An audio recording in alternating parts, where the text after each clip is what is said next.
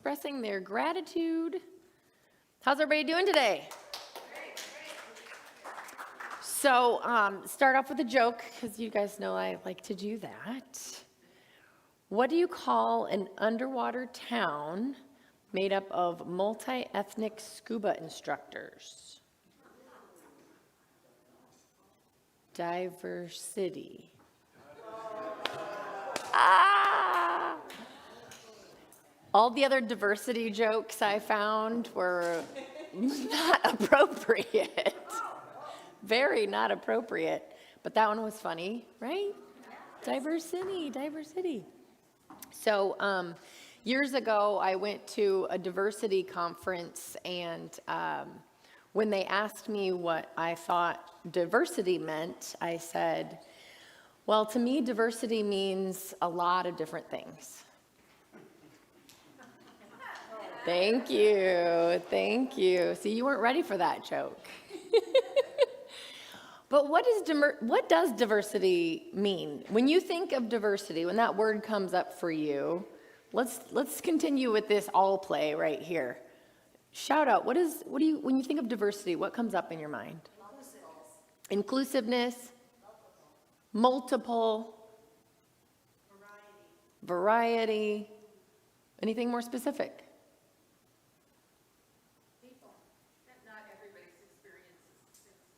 Not everybody's experience is the same as mine. Different people.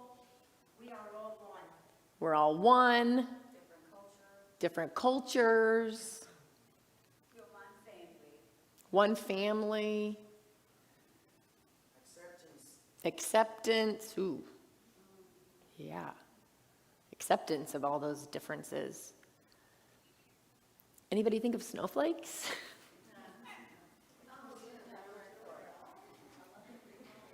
I threw you off where I have all these faces of people up here, but think of little snowflake faces, right?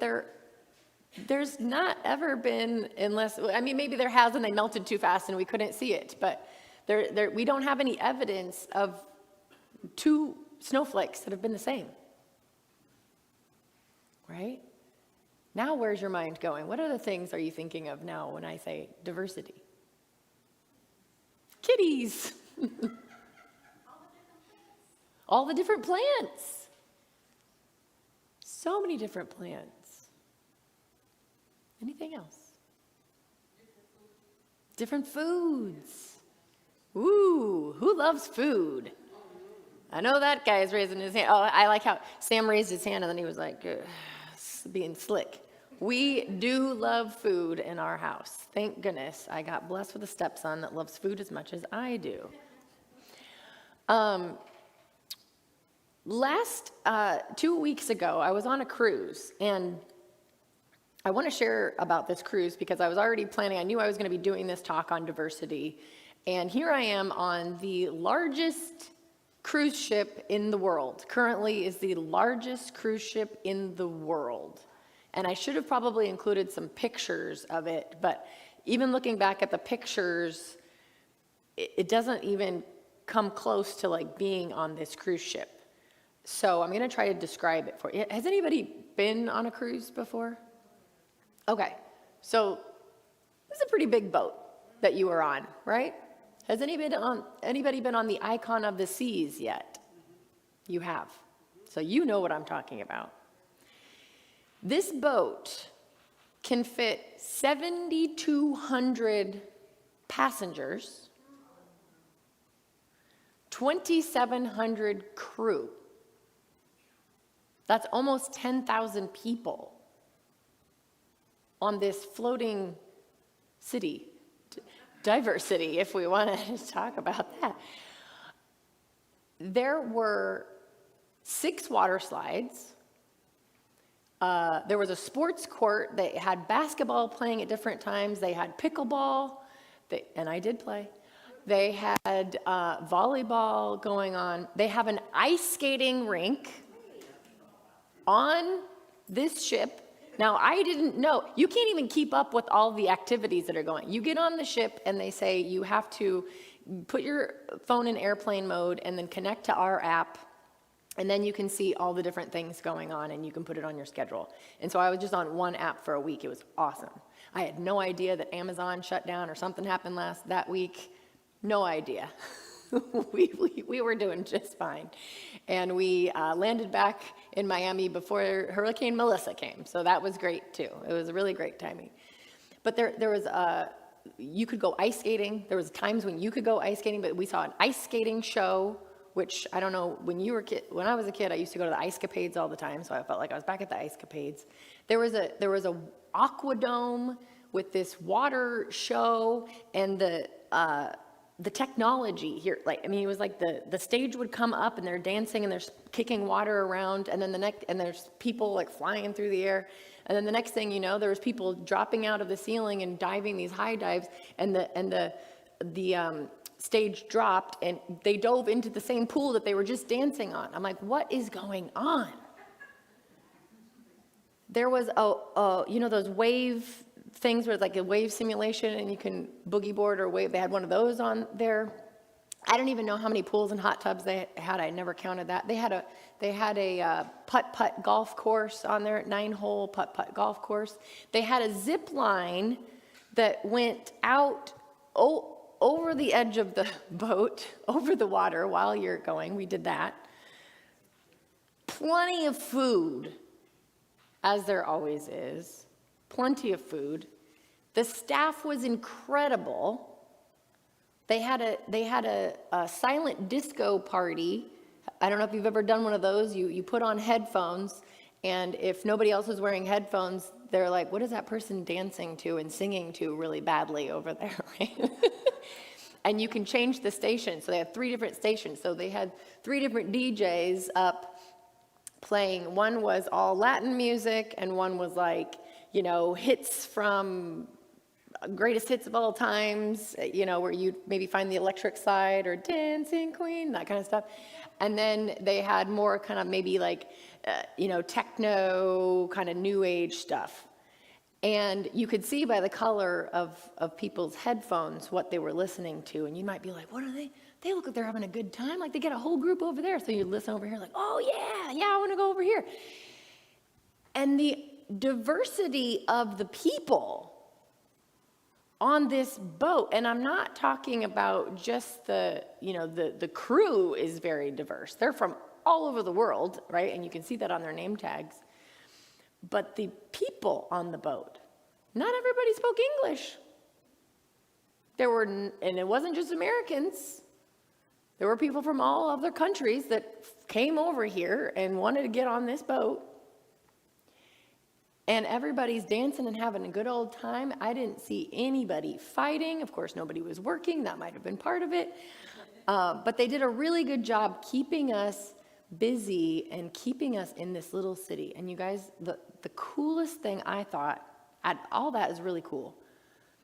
But on deck 8, there's this open section down the middle, and you can see, and there's 17 decks on this thing. And then you can see all the way up to the sky when you look up is what they called Central Park. And you're walking through the middle of the ship, and there's trees on the ship, and there's a restaurant. There's like a Japanese restaurant over here and a jazz restaurant. And then we got dueling pianos and karaoke and a comedy club over there. Like I couldn't even, the last night, it was 7 nights, I was like, what? I didn't know this was here. I could have been watching the sunrise over here, right? There was always something new. And the reason why I'm talking about this is because it was literally, I'm like, this is a town, like a little city with something for everyone. It didn't matter what kind of food you wanted. There was Mexican food, there was a chop house, there was sushi, there was lobster, there were crepes. I mean, it was like, it didn't matter what you wanted, and people were ready to bring you whatever. Did you want 3 more desserts? No, thank you. I didn't want the first one. I'm so full. But in that small space, right? And then I started thinking, I'm like, this is a big ship. But if I were to keep zooming out and somebody were to fly over, they might not even see this ship. It would just be a dot on the planet. And there's all that stuff going on. And so think about like this little, I was gonna say church, this little spiritual center in the middle of Cape Coral. Like here we are. And we feel important here together. We'll get back to that. We are important, but we feel so important here. And if we zoom out, it's like we go all the way out. I've not had the pleasure of being an astronaut yet, maybe in the future, I don't know. But looking back at Earth, you can't see all the people. Yet we've been here and we know how diverse it is and all of the different creative talents. Like I started thinking about who came up with the idea to build this ship? It started with an idea. And Rav Shell talked about this, right? We're talking about, creation and the threefold nature and the creative process, right? For those of you that don't know, some of you have taken classes and things, and maybe some of you don't understand this symbol, but that top one is first the idea. Like a seed is planted, then that second layer is the soil. Like how are we nurturing the seed? Right? So somebody was like, let's make the biggest ship in the world. And somebody else was like, okay, right? And they gathered their friends together. And now you've got, from the little tile that they chose to put on the floor to I think we should have these plants over here in Central Park, to let's put a zip line that goes over the edge of the ship. Like what? And it all fits. And it all works. And no space is wasted. And then there's also rooms for everybody to sleep in. And so I just wanted to start with that, just to kind of, get your mind thinking about this diversity. The first point I want to talk about here is that the divine expresses itself through infinite variety. Now, I do want to say something else too. Like we could have a week-long workshop talking about diversity, and we could keep sitting here talking about all the things that are, that mean diversity and what does it mean to us, and we still wouldn't get through it all because there is so much diversity everywhere. So I'm going to try to hone things down here. So when we're talking about this, right, we're talking about all those things that you guys were mentioning, right? The different cultures, the different identities, the different perspectives. And it's all coming from that one life, that one mind.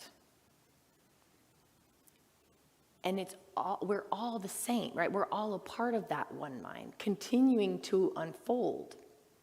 And so when we think about oneness, and all of my quotes today are Ernest Holmes. This is all Ernest Holmes, Science of Mind. All my quotes are Ernest Holmes today, just so you know. Sometimes I like to usually throw everything is Ernest Holmes. So God manifests itself through all individuals, and each is a different kind of manifestation. So sometimes we start to look at our differences, and it's like, oh, that's different over there, but we forget that we're coming from this same one mind, right? If we think about an artist, right, an artist who has an idea, and then depending on, right, I was thinking about this, I'm like, what's the soil for the artist? Depending on what tools and resources do they have? Do they have a canvas and paintbrush and acrylics?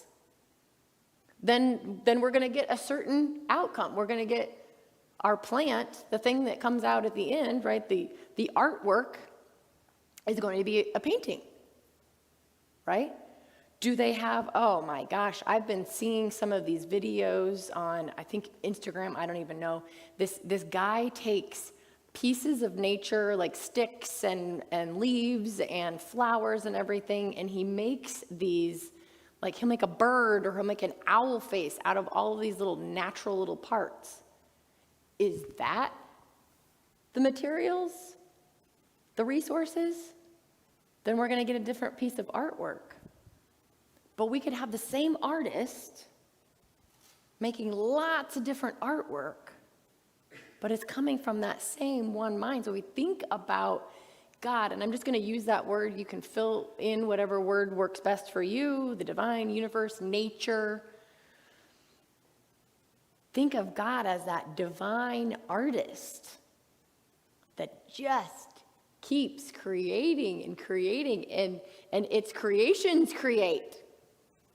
That's where that co-creation comes in, which is, I think, number 5. That co-creation. We get to co-create. The infinite variety of the universe is proof of the unlimited creativity of the one mind. So instead of thinking about all this diversity as like, well, how can we all be one if we're all so different? And that's a plant. It's not even a real plant, but that is a plant. And I am a human. We're not the same.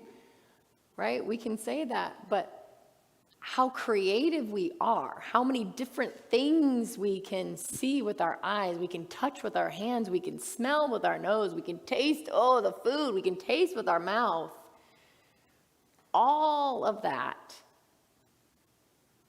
is from that one creative source. Now, before we move on to this next point, actually, I want you to look at your neighbor. And I want you to really find a neighbor, find somebody that you can look at. And here's what's interesting about this. We see people all the time, but when we really look into somebody else's eyes, it feels awkward, right? I would like to not make it awkward today, but it might feel at first. And I want you to take turns saying this to each other, because when we repeat back and then you're saying it at the same time, you're not really listening. You're not really hearing the other person. So I want you to, one person first, I want you to look in this person's eyes. Go ahead and do that now. And look at their face. I want you to see their face. And I want you to say, you are a work of art. From the one mind, who happens to be my favorite artist. I see your beauty. I see your uniqueness. I honor you. You are the face of God. We will later. Now the other person gets to say it. Okay. You are a work of art from the one mind, who happens to be my favorite artist. I see your beauty. I honor your uniqueness. You are the face of God. How do we feel right now?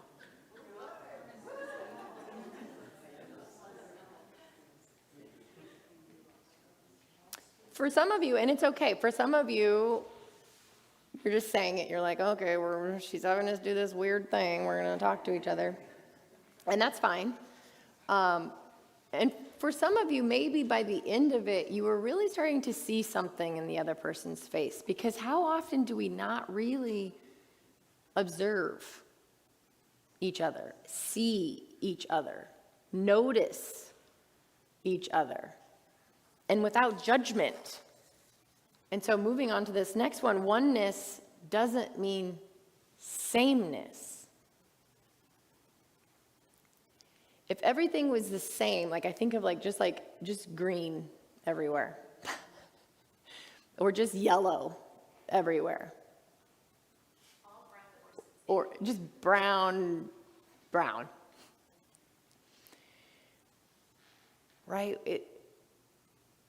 How fun is that?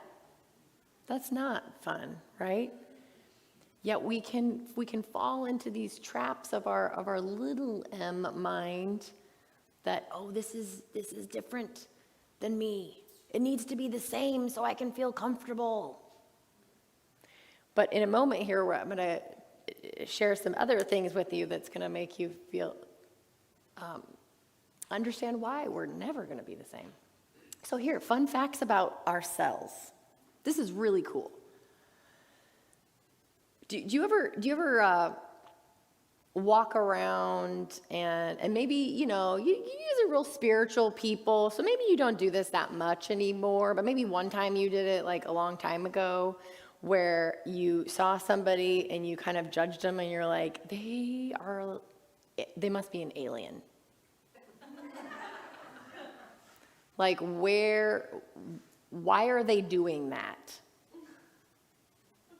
You don't have to raise your hands, you don't have to out yourself, but you see where I'm going here? Well, check this out. We are aliens, actually. Only 1/3 of our cells are human cells. What?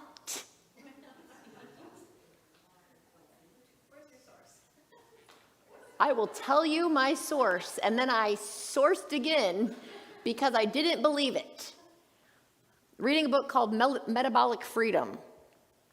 And this guy was talking about this, and he said this, and I was like, no way. Only 1/3 of me is human. What is the rest? Right? And like Shell was reading, we are, where is the one? I wanted to read the exact thing that it said. We're a spirit, we've all heard it before. Like, we're a spiritual being having a human experience. Yes, we are. But wait till you hear this. We are. We are, because spirit is in each and every single one of our cells, even the ones that are not human cells. It's still life. It's still God. So you guys are all dying to know what is the rest, aren't you? Like, would she just push the button and tell us what is going on here? Oh, it might gross you out a little bit.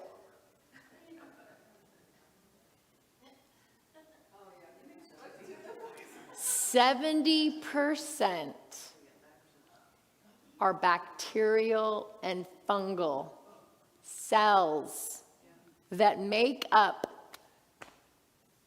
this.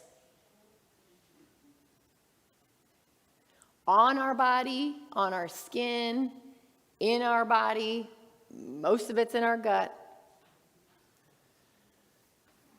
What? What? So when we're looking at each other, we're actually like, what's up, bacteria? Look at your neighbor and say, hey, you're a fun guy.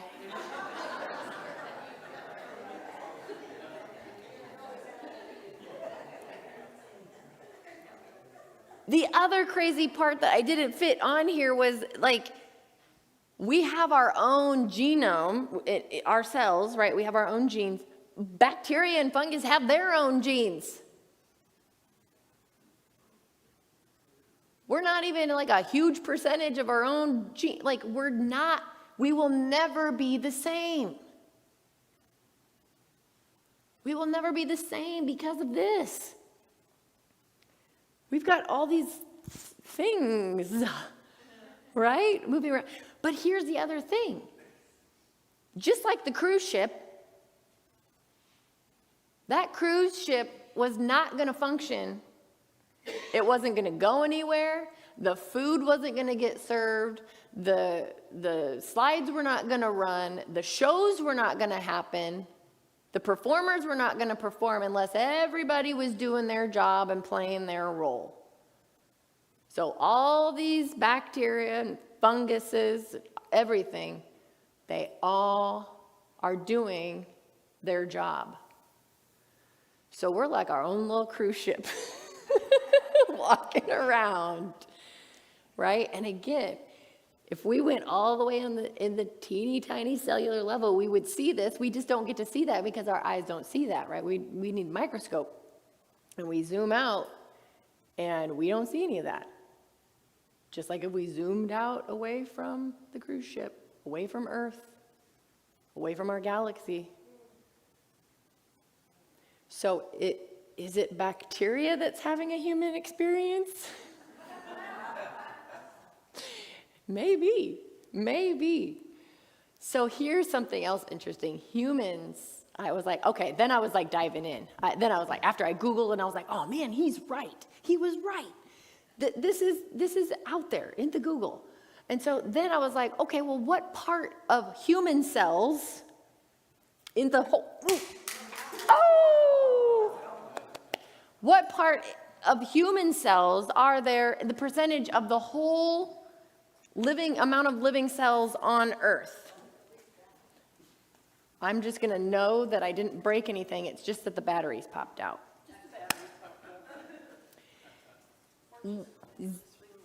Oh, good. 0.01%. That's how insignificant we are. Of all the living cells on the whole Earth, human cells only, humans, and I don't even think it's human cells. I think that this number was actually including the bacteria and the fungi probably. And there's really not a way for them to know exactly how many cells, but this is based on like what they do know, and they're making this estimation. Insignificant. Yet at the same time, we are so significant. So here's another great quote. Unity does not mean uniformity. The infinite could not express itself in only one form. It forever unfolds itself in an infinite variety of its own being. We are all different expressions of the one life, and each of us is a unique way in which the infinite has chosen to express itself. So we are so unique. We got bacteria, we got fungus,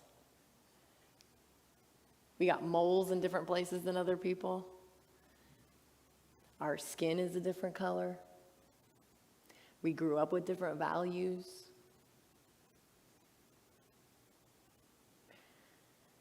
We have different talents. Think about your role, not as a job, but like, what is your role here on this planet? What did you come here to do? And so let's talk about radical appreciation, because the second part of this, Faces of God, right, was the title here, a radical appreciation for diversity in our oneness. So how do we do that? We listen deeply. We maybe look deeply into each other's eyes and appreciate that we're not really fully human, none of us. We're all on the same page there. We value each other's differences and not just tolerate, yes, acceptance and not just acceptance, but celebrate, like allow them to expand our understanding of what the divine is.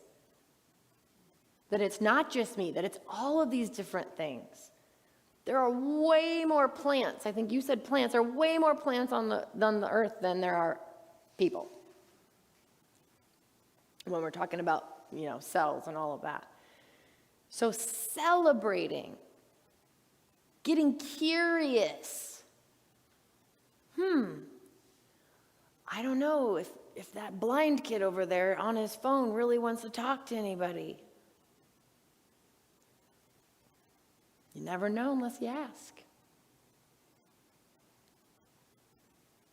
Right? This is something that Sam and I walk through in our lives, him more than me. but his dad and I get to watch it. Will he be included? Sometimes we're afraid, right? People have a disability. We get afraid.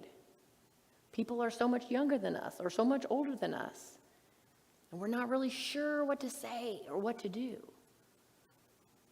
Or maybe somebody doesn't even speak the same language, but we get a sense that maybe they need support, and we're like, well, I don't even know what to say.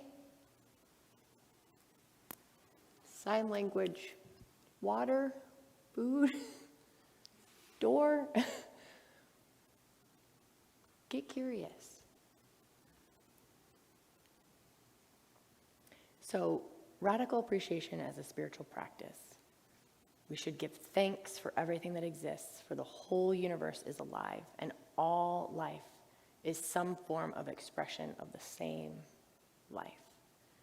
When we learn to see God in everything, we shall see differently. We shall see clearly.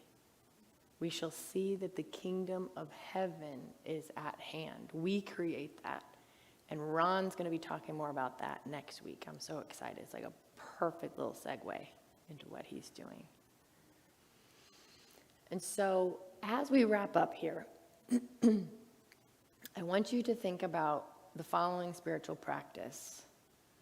Does anybody have any vitamin G in their cupboard at home? Vitamin G? You have some vitamin G? You got a little vitamin G? Very good. Vitamin G, gratitude. Vitamin G, gratitude. Keeping a gratitude journal is a really great spiritual practice. Doing that every night before bed is a great way to go to sleep because you feel good and you wake up feeling good because you went to bed that way. Being grateful for all the different things in your life. The small things, the big things, your bacteria, your fungi, and your fun gal. Thank you for that laugh. Here's an affirmation. I am the face of God, and so is everyone else. Go ahead and say that with me.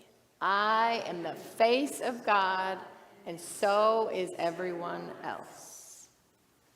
And on that note, let's wrap this up in some prayer. So I just invite you to close your eyes. Maybe even bringing your hands to your heart space as you really embrace and love all of the diversity within you. Just acknowledging, as we have been doing this entire service, that oneness that is God, that one mind, divine spirit, divine artist, the creator who keeps on creating, and knowing that we are one with that source. We are one with the creator, that we get to continue co-creating. We get to lean in and not just acknowledge, but celebrate all of these ways in which we are diverse, the people around us are diverse, the nature is diverse. Everything we see is something to be revered because it is all God. Just breathing in that knowingness, knowing that there are many faces of God on the little snowflakes, on the little bacteria, in every leaf and every human. And our diversity just points back to that one mind, that one creator that created it all. And I'm so grateful to know this truth. So grateful to be here and acknowledge my own diversity and celebrate with all of you And so I release these words into the law, knowing they are done. And so it is.